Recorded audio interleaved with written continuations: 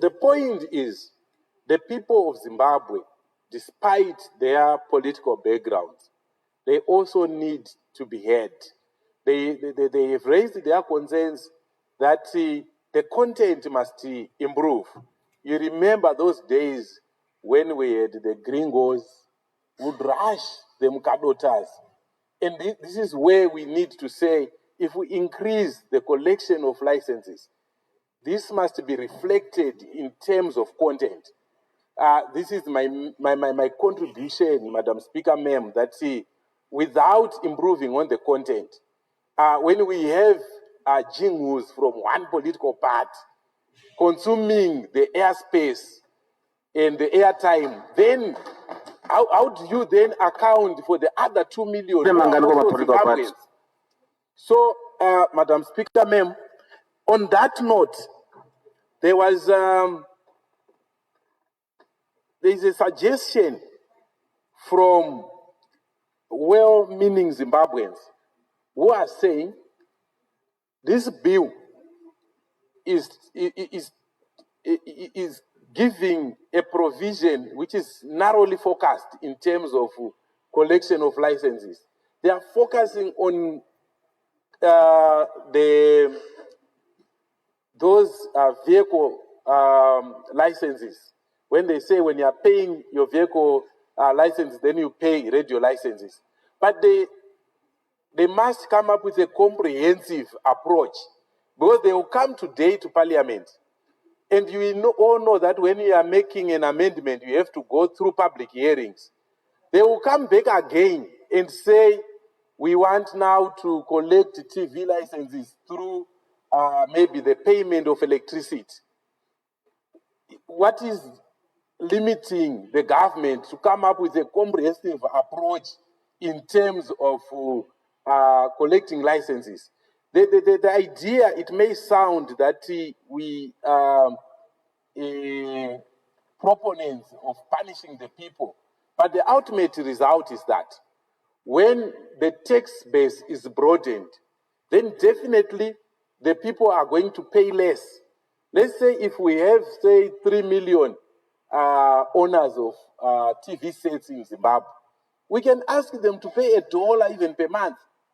And you get 3 million every month, which is enough even for ZBC to be able to purchase, the right to air even Premier Soccer League. And this is what we want to see. Those popular programs being aired through our national broadcaster. So why are we having a narrow focus? We need to look beyond the issues of technology. We need to look into 10 years to come, 5 years to come. We are punishing the vehicle owners. What about other people? You find that currently ZBC TV licenses will go for $100. It's ridiculous. If we sit down with those people who are working at ZBC and in the ministry, they are paid to think.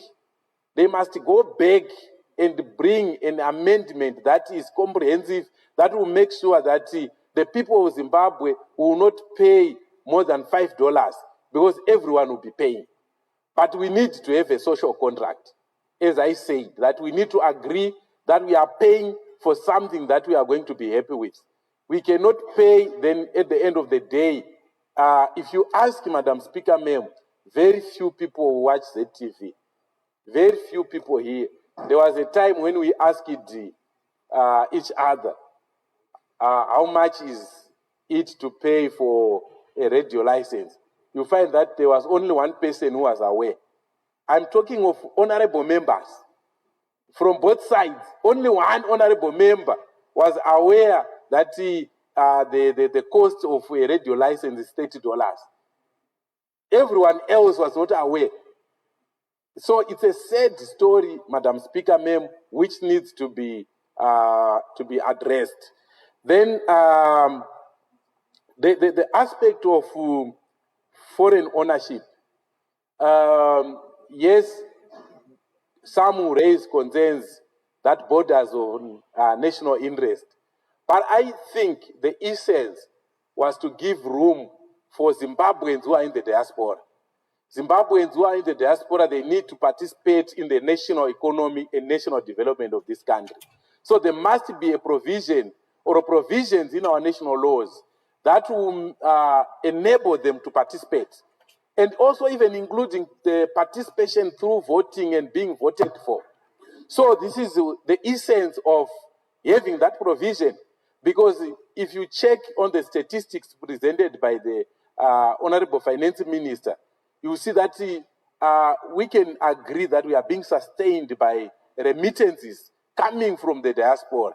Then if we then allow that, I think it's commendable, but what is needed is to make it very clear, saying that those who have concerns with national security issues, they will not raise them again, because they will understand that we have more than 3 million Zimbabweans who are outside, who are sending money every day, every hour, and they are sustaining our economy.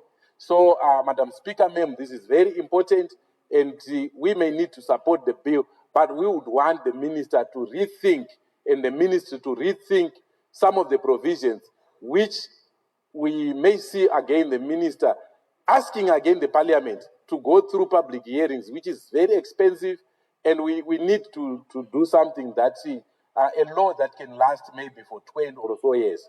And I implore the minister, through you, Madam Speaker, ma'am, to rethink how best they can come up with the issue of licensing.